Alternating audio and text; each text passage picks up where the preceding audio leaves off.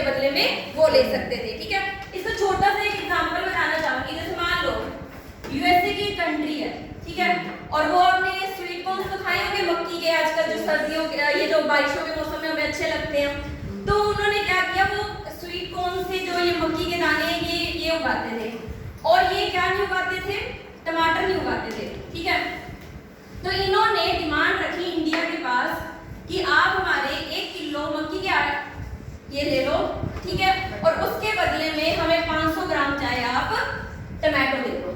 ठीक है, तो इंडिया ने कहा कि नहीं, हम ये जो मक्की के दाने हैं ना, ये ना लेकर हम इसके बदले में टमाटो नहीं देते, हम इसके बदले में क्या देते हैं, हम एप्पल लेना पसंद करेंगे।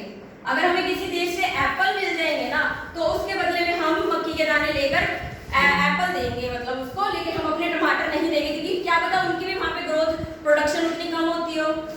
चलो फिर यूएसए किसके पास गया, चाइना के पास गया। चलो ठीक है, इन्होंने कहा कि हमें 1 किलो मक्की के दाने के बदले में ये जो 1 किलो जो मक्की जो हमने की है, इसके बदले में हमें टमाटर दे दो। तो चाइना वाले बोले नहीं, हम 1 किलो के बदले में टमाटर नहीं देंगे अपने, हम आपके क्या करेंगे, 2 किलो के बदले में क्या देंगे, टमाटो देंगे। तो ये बार्टर सिस्टम वहां पर क्या होने लग गया, फेल होने लग गया। क्यों? फिर यूएसए ने क्या सोचा, थोड़ी देर सांस चढ़ने लग जाती है आजकल। तो यूएसए वालों ने क्या सोचा कि ऐसे करते हैं, हम क्या करते हैं, अपने ही डिवीजन ऑफ लेबर्स करते हैं।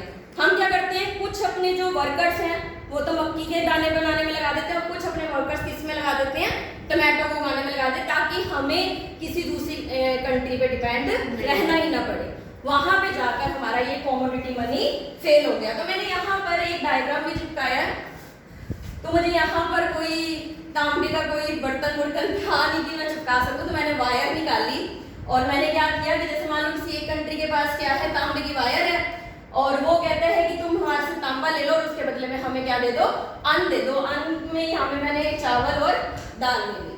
ठीक है, तो ये क्या था, कमोडिटी मनी। क्लियर हो गया? फर्स्ट आपको कमोडिटी का मनी क्लियर है। नेक्स्ट है मेटालिक मनी। ठीक है, मेटालिक मनी के अंदर भी मैंने 2 पार्ट लिखे हैं, जिसमें फर्स्ट है फुल बॉडेड कॉइन और सेकंड मैंने रखा है टोकन कॉइन। अगर आप यहाँ पर देख रहे हो तो मैंने यहाँ पे चांदी का सिक्का चिपकाया है, ठीक है, और यहाँ पर मैंने 2 रुपए का कॉइन रखा है। आप इसको देख के बता दो कि अगर देख के किसी दिमाग में आ रहा है कि क्या डिफरेंस है इन दोनों में। ये दोनों मेटालिक मनी में जो मैंने एक साइड चांदी का चिपकाया और एक साइड टोकन का चिपकाया, इसमें क्या डिफरेंस है? कोई दिमाग में कुछ भी आ रहा हो, कुछ भी बता सकते हो।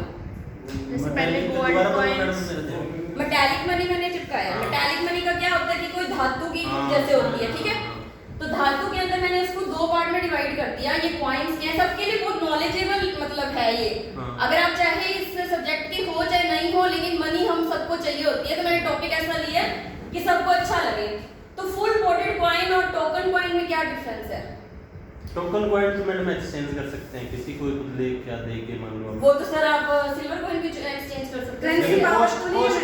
मैडम कॉस्ट डिफरेंस हो जाता है मैडम। कॉस्ट डिफरेंस हो सकता है कैसे? अच्छा चलो मैं इसका बिल्कुल सिंपल एग्जांपल मैं बताती हूँ।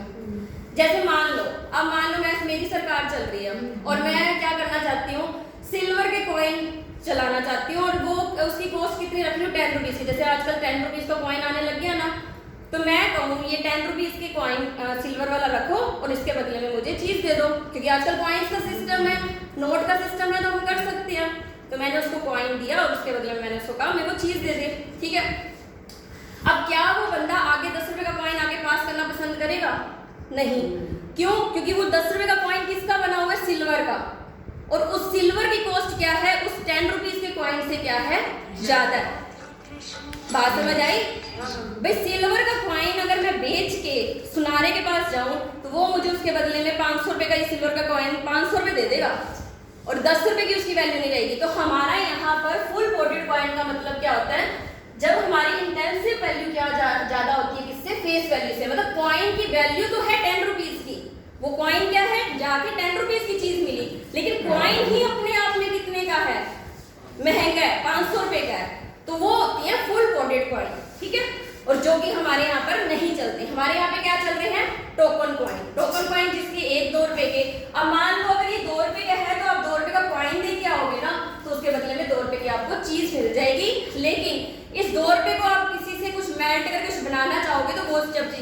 नहीं, क्योंकि उसकी वैल्यू उतनी नहीं होगी।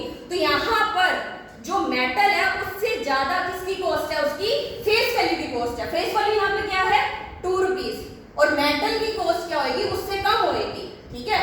50 पैसे कॉस्ट होगी या 1 रुपीज कॉस्ट होगी, लेकिन उसको मेल्ट करने में हमारा मतलब ज्यादा पैसे लग रहे होंगे, तो हमारे वो यूटिलाइज वाला नहीं रहेगा।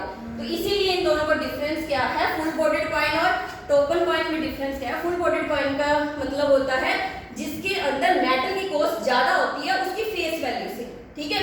और सेकंड टोकन कॉइन क्या होता है, जिसमें टोकन कॉइन की मतलब फेस वैल्यू ज्यादा होती है, किससे, उसकी मेटल वैल्यू से।